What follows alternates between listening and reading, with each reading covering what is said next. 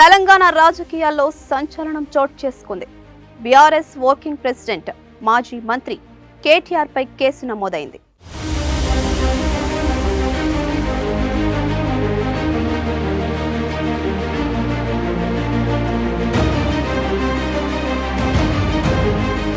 ప్రభుత్వ నిధులు దుర్వినియోగం చేశారు అంటూ ప్రివెన్షన్ ఆఫ్ కరప్షన్ యాక్ట్ కింద కేటీఆర్ మీద ఏసీబీ కేసు నమోదు చేసింది. 13(1)A, 13(2)PC యాక్ట్ కింద ఏసీబీ కేసులు నమోదు చేసింది. వాటితో పాటు 409, 120B సెక్షన్ల కింద కేసులు నమోదు చేసింది. మొత్తంగా 4 సెక్షన్ల కింద కేటీఆర్ పై ఏసీబీ కేసులు నమోదు చేసింది. ఫార్ములా ఈ రేసింగ్ కేసులో A1గా కేటీఆర్, A2గా ఐఏఎస్ అధికారి అరవింద్ కుమార్, A3గా హెచ్ఎండిఏ చీఫ్ ఇంజనీర్ బిఎల్ఎన్ రెడ్డిని చేర్చింది. ఫార్ములా ఈ రేసు నిర్వహణ కోసం నిబంధనలకు విరుద్ధంగా విదేశీ సంస్థకు సొమ్ము చెల్లించారు అంటూ దాంతో ప్రభుత్వానికి 54.88 కోట్ల రూపాయల మేర నష్టం వాటిల్లిందని పురపాలక శాఖ ముఖ్య కార్యదర్శి దానకిషోర్ ఏసీబీకి 2024 అక్టోబర్ 18న ఫిర్యాదు చేశారు.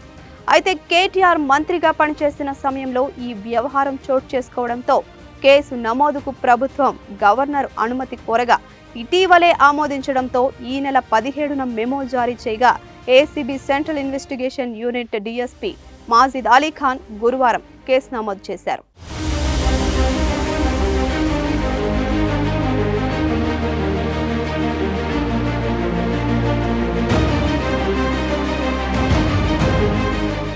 అయితే కేటీఆర్ పై నమోదైన ఎఫ్ఐఆర్లో ఏముందో ఇప్పుడు చూద్దాం.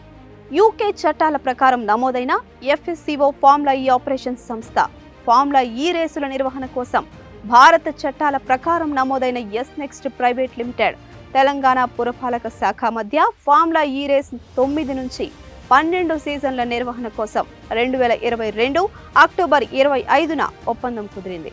అయితే ఈవెంట్ నిర్వహణ ఖర్చును స్పాన్సర్ అయిన ఎస్నెక్స్ట్ భరించాలని, రేసు నిర్వహణకు అనుగుణంగా ట్రాక్ హోస్ట్ సిటీ ఏర్పాటు చేయాలని నిర్ణయించారు. ఈ మేరకు 2023 ఫిబ్రవరి 11న జరిగిన ఈవెంట్ కోసం తెలంగాణ పురపాలక శాఖ తరఫున హెచ్ఎండిఏ 12 కోట్ల రూపాయలు వెచ్చించింది.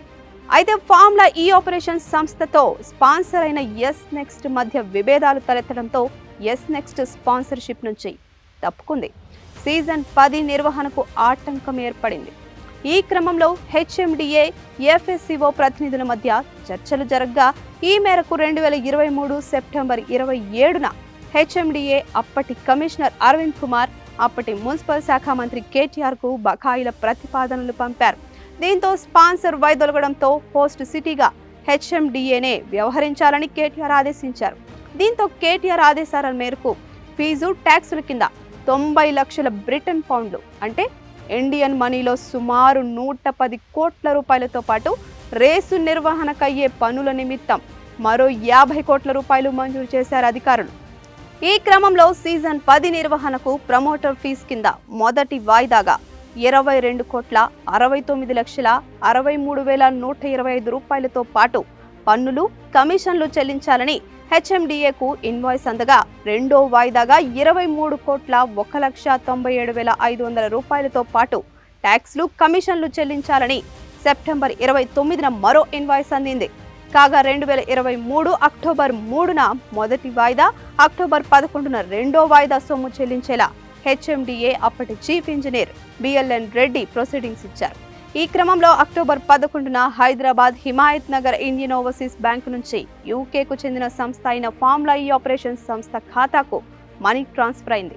అయితే ఈ 2 ట్రాన్సాక్షన్స్లో విదేశీ కరెన్సీ చెల్లింపులకు సంబంధించి ఆయా అథారిటీల నుంచి ఎలాంటి అనుమతులు తీసుకోలేదని ఎఫ్ఐఆర్లో ఉంది.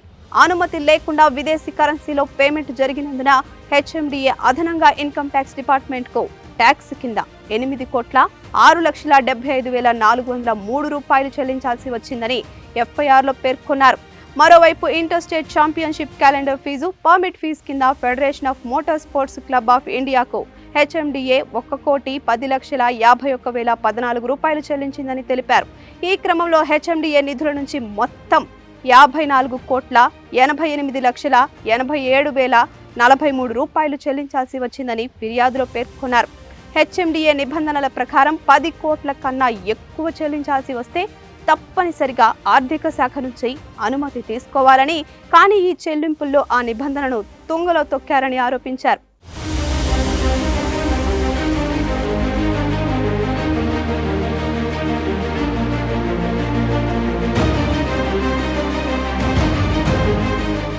తరువాత యూకేకి చెందిన ఫార్ములా ఈ ఆపరేషన్స్ సంస్థ 2022 ఆగస్టు 25 నాటి ఒప్పందం నుంచి వైదొలగుతున్నట్లు తెలంగాణ పురపాలక శాఖకు 2023 అక్టోబర్ 27న ఈమెయిల్ పంపింది.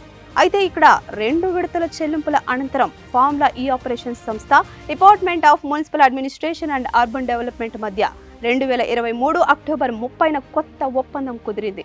ఈ కొత్త ఒప్పందంలో 90 లక్షల గ్రేట్ బ్రిటన్ పౌండ్లు అనగా ఇండియన్ కరెన్సీలో 90 కోట్ల రూపాయలు చెల్లించడమే కాకుండా ఈవెంట్ నిర్వహణకు అవసరమైన ట్రాక్ నిర్మాణంతో పాటు ఇతర లాజిస్టిక్స్ ను సమకూర్చాల్సిన భారాన్ని ప్రభుత్వమే భరించాలని పేర్కొన్నారు. అయితే అప్పుడు తెలంగాణలో అసెంబ్లీ ఎన్నికలు జరుగుతున్నాయి.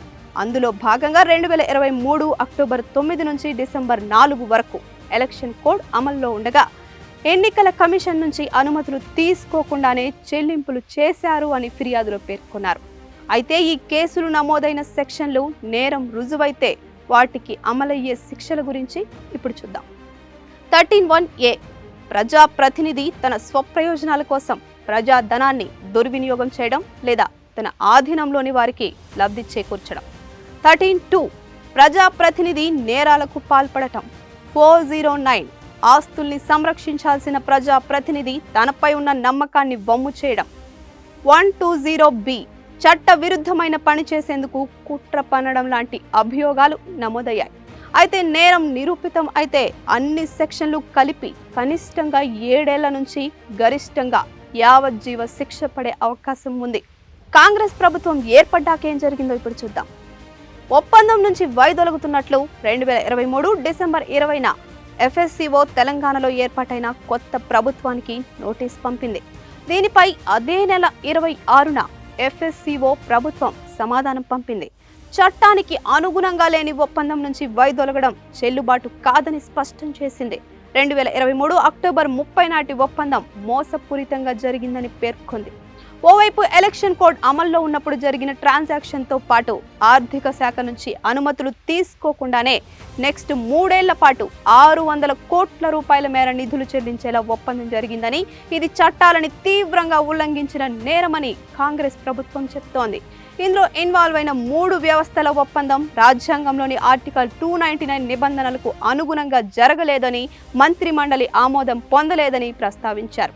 ఇందులో భాగంగా యూకేకి చెందిన FSEOతో ఒప్పందం కుదుర్చుకునే అధికారాన్ని ప్రత్యేక ప్రధాన కార్యదర్శికి ఇస్తూ ఎలాంటి ఉత్తర్వులు వెలువడలేదని పేర్కొంది. ఒప్పందం చేసుకుని మనీ ట్రాన్స్ఫర్ చేశాకే సీఎం కార్యాలయానికి సమాచారం ఇచ్చారని FIRలో ప్రభుత్వం పేర్కొంది. మరోవైపు హైదరాబాద్ ఈ-ప్రిక్స్ సీజన్ 10 నిర్వహించేందుకు అనుమతి కోరుతూ department of municipal administration and urban development ప్రత్యేక ప్రధాన కార్యదర్శి ఆఫీస్ నోట్ను ముఖ్యమంత్రి ముఖ్య కార్యదర్శికి పంపారు. కేటీఆర్ ఆదేశాల మేరకే FSCOతో MAUD అప్పటికే ఒప్పందం చేసుకున్నట్లు ఆ నోట్లో తెలిపారు. ఒప్పందం మేరకు 46 కోట్ల రూపాయలను యూకేకి చెందిన ఫార్ములా ఈ ఆపరేషన్స్ సంస్థకు చెల్లించినట్లు అందులో వెల్లడించారని ACB పేర్కొంది. మరోవైపు ACB తన కేసుకు అనుబంధంగా HMDA కమిషనర్ ఇటీవల రాష్ట్ర ప్రభుత్వానికి పంపిన నివేదికను జోడించింది. ఒప్పందంలో HMDA ఎలాంటి భాగస్వామి కాకుండా చెల్లింపులు మాత్రం చేసింది. 2023 అక్టోబర్ 30న భాగస్వాముల మధ్య ఒప్పందం జరగడానికంటే ముందే చెల్లింపులు చేశారు.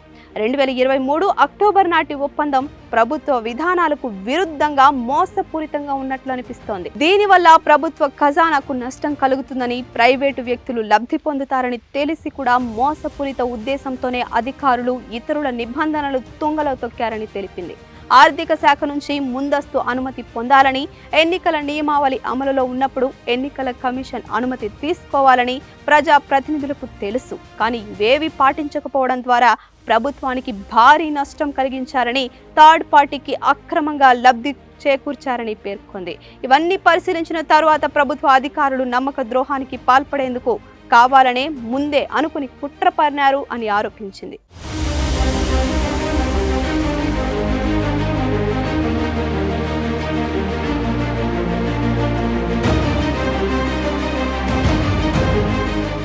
Please subscribe to the channel and download the Politicos app from the links in the description.